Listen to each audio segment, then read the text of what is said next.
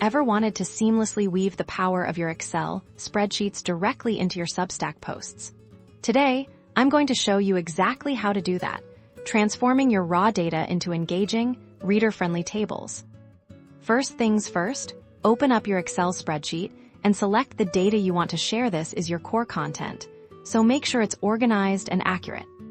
Once your data is selected, it's time to copy it. The quickest way is to use your keyboard shortcut Control-C on Windows or Command-C on a Mac.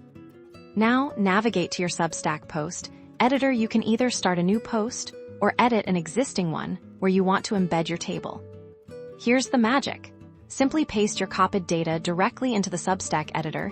Use Control-V on Windows or Command-V on a Mac. And there you have it. Substack intelligently recognizes the copied data and automatically formats it into a clean, readable table, no complex coding or confusing plugins needed. You can then continue writing your post around the table, adding context and analysis to make your data even more impactful. This is perfect for sharing statistics, reports, or any structured information. Once you're happy with how your table looks and reads, hit publish or update, and your readers will see your beautifully presented data. It's a simple yet powerful way to elevate your Substack content.